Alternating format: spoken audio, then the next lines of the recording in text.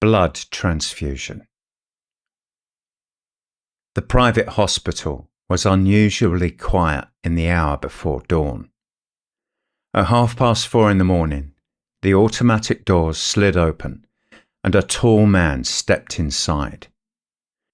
He wore a long black coat despite the mild weather, and although he appeared to be no older than 40, his face was ghostly pale. He approached the reception desk with slow, careful steps. "I need to see a doctor," he said. The receptionist looked up from her computer. "What seems to be the problem, sir?" "I'm anemic." "You look very unwell. Can I take your name?" "Ethan Vale." She typed quickly before picking up the telephone. "A nurse will be with you in a moment." Within minutes, Nurse Emily Carter appeared.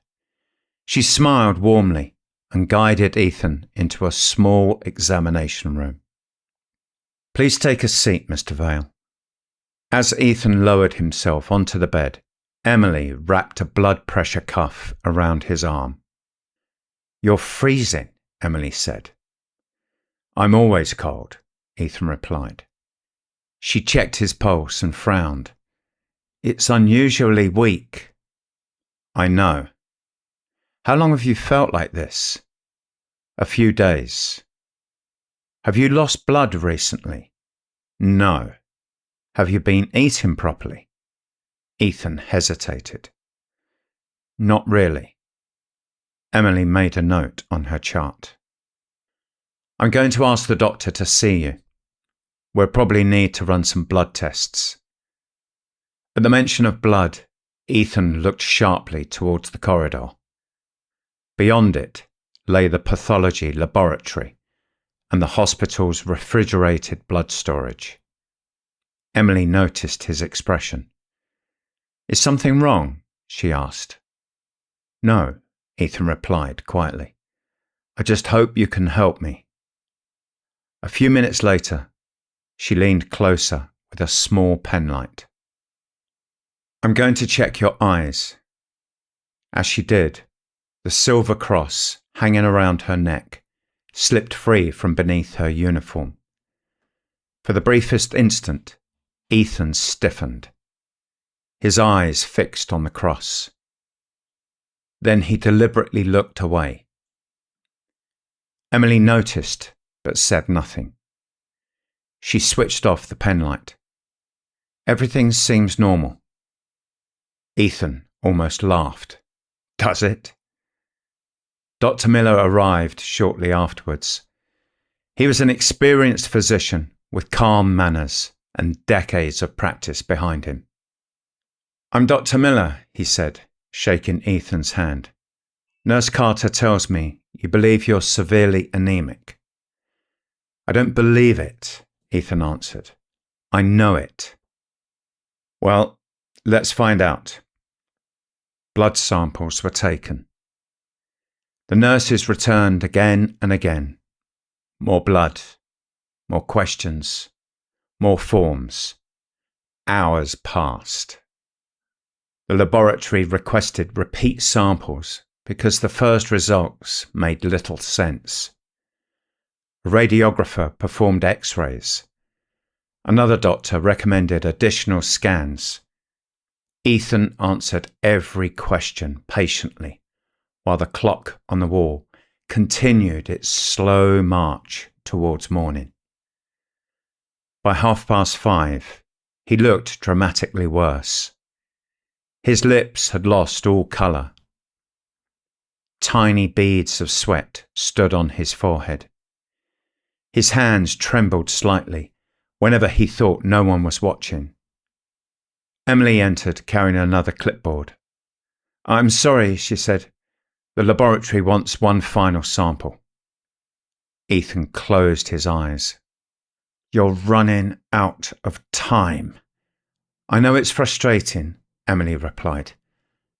"No," Ethan whispered. "You don't." The latest test results only deepened the mystery. His blood behaved unlike anything the technicians had ever examined. His body temperature remained impossibly low. His bones were extraordinarily dense. Nothing fit. Dr. Miller closed the examination room door behind him. "Mr. Vale," he said, "I'm going to ask you a direct question." Ethan nodded. "Do you have some extremely rare inherited disease?" "You could describe it that way." "What disease?" "One that your medical books have never documented." Dr. Miller folded his arms. "That isn't an answer. It's the only one I can give. So tell me this instead. Why did you come to a hospital?" Ethan looked at him steadily. "Because I needed blood." "You believe a transfusion will cure you?" "It won't cure me, but it will help. It will save my life." Dr. Miller sighed. "We cannot administer blood products without a clear diagnosis or medical necessity.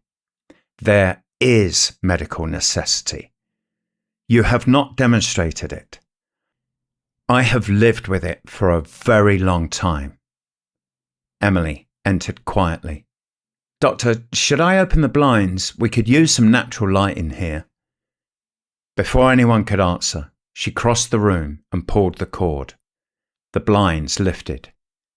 Thin bands of pale morning sunlight streamed through the window. Ethan cried out and threw his arm across his face. Smoke curled faintly from the skin on the back of his hand where the light had touched it. Emily gasped. Dr. Miller stared in disbelief. Ethan spoke through clenched teeth. "Close them." Emily hurried to lower the blinds again. The room fell back into shadow. For several long seconds, nobody spoke. Finally, Dr. Miller broke the silence. "What are you?" Ethan looked exhausted. "A patient." "That is not what I meant." "I know." Emily took an uncertain step backwards. The silver cross slipped from beneath her collar once more. Ethan noticed it immediately.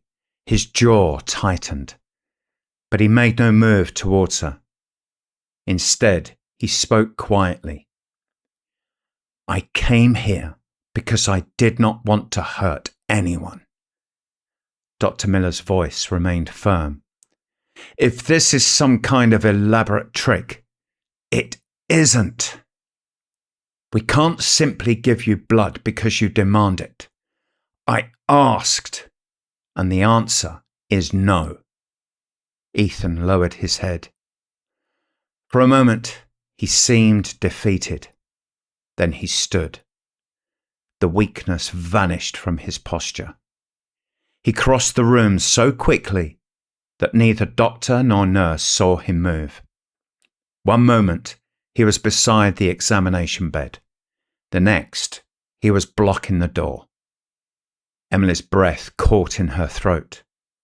Dr. Miller instinctively reached towards the emergency alarm. Without taking his eyes off the doctor, Ethan rested one hand on the nearby stainless steel trolley. The metal bent beneath his fingers as though it were made of soft clay. Neither hospital worker spoke. Ethan's expression was not angry. It was desperate. "I have followed your rules," he said softly. "I registered at reception. I answered your questions. I gave you samples. I waited while your machines examined me." His voice became almost pleading. "I came here because I did not want to hurt anyone." Outside the window, daylight continued to strengthen. Even through the closed blinds, thin lines of brightness crept around the edges. Small burns had begun to appear on Ethan's exposed skin. He looked at Emily, then at Dr. Miller. Finally, very slowly, he opened his mouth. Just enough. Emily saw 2 unnaturally long canine teeth. Dr. Miller saw them too. Neither could speak. Ethan's eyes settled on the refrigerated blood bank beyond the corridor. "There is enough blood in this building to save me," he said quietly. Dr. Miller swallowed. "I can't authorize that." Ethan turned back towards him. His voice was calm, almost gentle. "You either give me a blood transfusion," he said, "or I get it from you." His gaze shifted briefly to Emily before returning to the doctor. "Your choice."